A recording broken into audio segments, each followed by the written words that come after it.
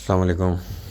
अच्छा जी, मार्केट की closing 45,000 around I है और पता ही है, सबको ही पता है, एक डिसअपॉइंटमेंट है मार्केट के अंदर ओवरऑल कि अब इंटरनेशनल इस मसले की वजह से हमारी मार्केट भी प्रेशर में है और ऑब्वियसली होनी बनती है, क्योंकि जब इंटरनेशनल अगर कोई इस तरह की सिचुएशन क्रिएट होगी तो इसका इम्पैक्ट डेफिनेटली मार्केट्स पर रहेगा, क्योंकि इस तरह के इवेंट्स के बाद फंडामेंटल चेंज आते हैं डिफरेंट किस्म के।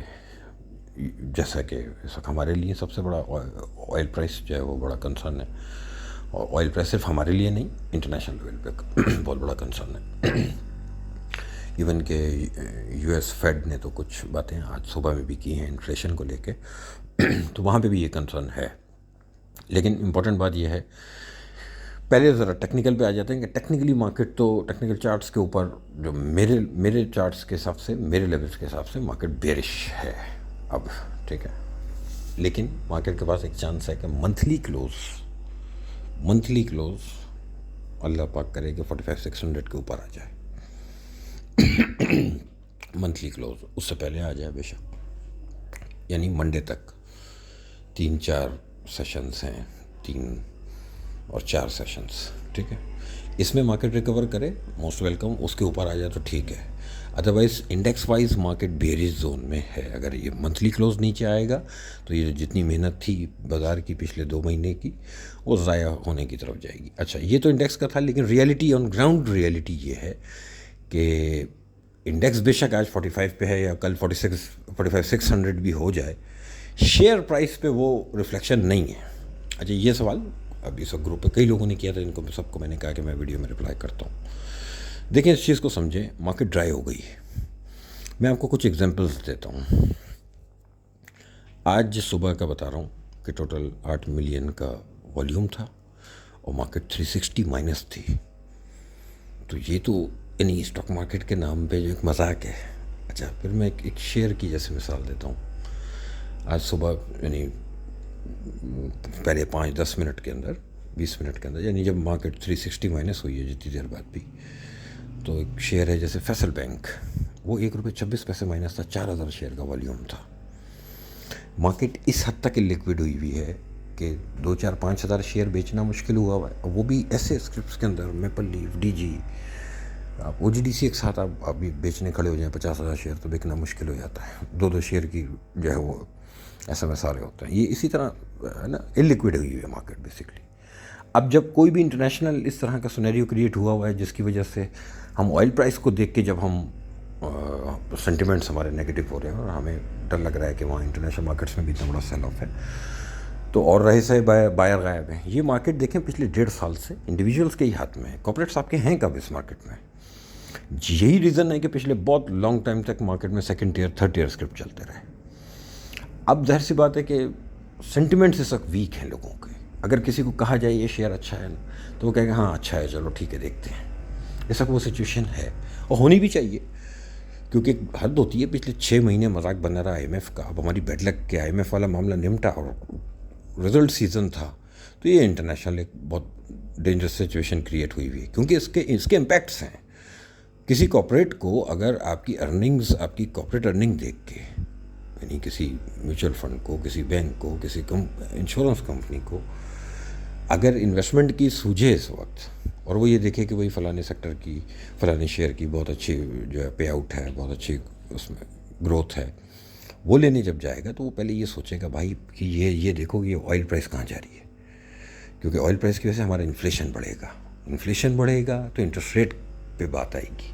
इंटरेस्ट रेट पे बात आएगी तो फिर उसका ट्रिकल डाउन इफेक्ट जो है वो कॉर्पोरेट अर्निंग्स के ऊपर ही जाना है, नेगेटिव, ठीक है। तो यानी अभी आप कुछ डिसाइड नहीं कर सकते लॉन्गर टर्म के अंदर।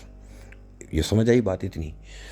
तो ये है वो अनसर्टेनिटी का रीज़न कि किसी भी कॉर्पोरेट की तरफ से, किसी DFI की तरफ से बाज़ार में और भी पैसा नहीं आ रहा। हमें जो उम्मीद थी कि IMF के पास शायद के बाद शायद ये लोग एंट्री लें।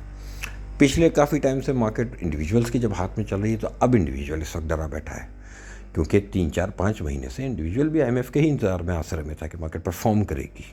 मार्केट ने परफॉर्म नहीं किया। ये कोई नई चीज़ नहीं है बेसिकली।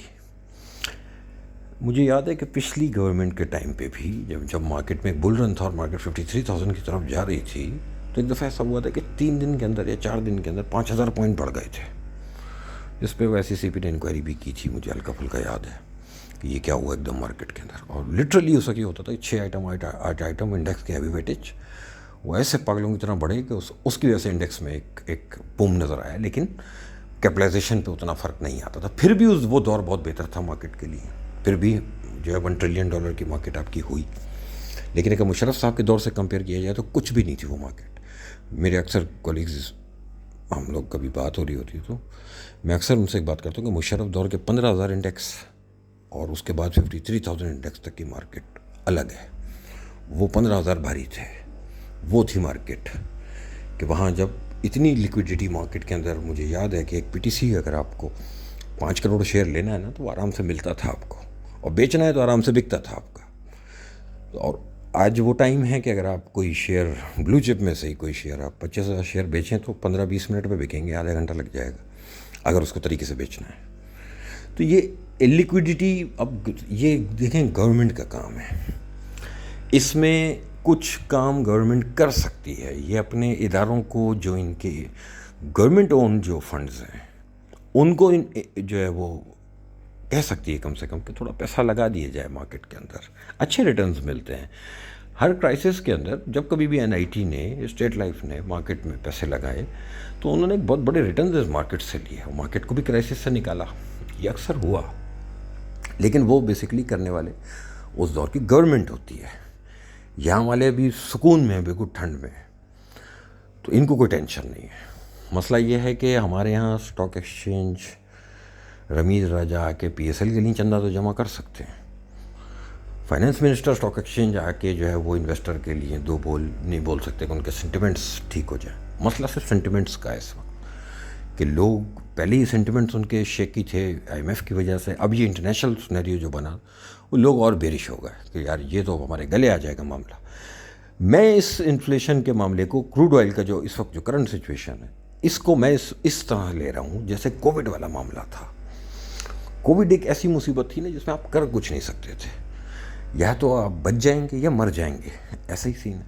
अब ये जो रशिया वाला मामला है, इधर भी अगर कोई कॉन्फ्लिक्ट इस हद तक बढ़ गया कि वाकई जंग की तरफ चले गए कोई सुपर पावर्स अगर, तो फिर सिर्फ हम नहीं मर रहे, फिर US के बैंक्स भी बंद होंगे, फिर तो तबाही मच जाएगी पूरी दुनिया के अंदर ना। तो वही फिर बात है कि ज़ीरो वाली बात है, आप मार्केट से निकल जाएं तो आपकी प्रॉपर्टी जो इन्वेस्टेड होगी ना वो भी ऐसी तैसी हो जाएगी, वो भी ख़रीदने वाला कोई नहीं होगा, वो भी पत्थर ही नज़र आएगा सामने। तो वो फिर सिनेरियो अलग है। तो मैं उस चीज़ को सोच के मार्केट के अंदर रिएक्ट करूं, देखिए कोई रेट सस्ता नहीं होता, ये तो एक बात बिल्कुल है। मैं ये नहीं कह रहा हूं कि यहाँ पे बहुत सस्ते शेयर हैं और ले लो, अब जो तमाशा मचा हुआ है उसमें लेना नहीं है कुछ भी, लेकिन मैं कम से कम बेचने को राज़ी नहीं हूँ इन रेटों पे। ये मैं बात कर रहा हूँ अपनी, अब जिसको मेरी बात को फॉलो करना है वो कर ले, बाकी जिसको लग रहा है कि भाई ये $150 की तरफ चला जाएगा तो वाकई ऐसी तैसी हो जानी है हमारी। अगर जंग की वजह से ऑयल बढ़ा और अगर यहाँ से 100 क्रॉस होकर खड़ा हुआ तो मुसीबत खड़ी हो जाएगी और इन्फ्लेशन हमारे यहाँ मेरे हिसाब से रॉकेट हाई हो जाएगी, 2008 रिपीट हो जाएगा और ये पूरी दुनिया में हो जाएगा। तो मुझे नहीं लगता कि इस हद तक बात जाएगी, इंशाल्लाह चीज़ें सेटल हो जाएंगी। थोड़ा सा एक चांस लेना चाहिए, क्योंकि अगर इंटरनेशनल चीज़ें सेटल हुई तो हम अपनी मार्केट के अंदर बहुत शार्प रिकवरी भी देखेंगे। मार्केट में लेवल्स के हिसाब से भी 45,600 और 45,000 यानी 600 पॉइंट का डिफरेंस है। मार्केट की रिकवरी पॉसिबल है, मार्केट करे और वो करके निपटे तो ही कुछ सेंटिमेंट्स लोगों के शायद बेहतर होने शुरू हों, क्योंकि एट दी एंड लोग देखते तो इंडेक्स को है ना, क्या इंडेक्स माइनस है या प्लस है। मार्केट थोड़ा सा ग्रीन होती है, लोगों को हौसला मिलता है, ऑटोमेटिक बाज़ार के अंदर पैसा आना शुरू हो जाता है। तो ड्राई मार्केट है मेरे हिसाब से इस वक्त, जैसे कहते हैं ना कि पीछे हट के बैठें, टेक लगा के बैठें, नई पोजीशन नहीं लें और पुरानी पोजीशन को भी छेड़े नहीं, कुछ दिनों में फैसला होने दे।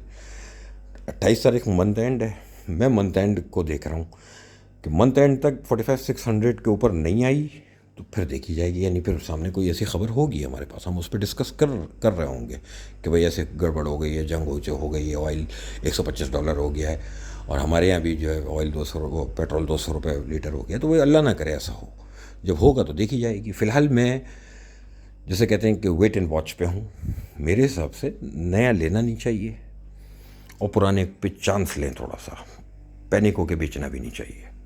पे आउट्स वाले शेयर्स हैं एटलीस्ट मेरे पास, जिनके ऑलमोस्ट सबके ही आगे पीछे पे आउट्स आए हैं, तो फिलहाल पे आउट्स की तरफ जाएंगे, देखते हैं ये चीज़ें सेटल होंगी तो फिर डिसाइड करेंगे।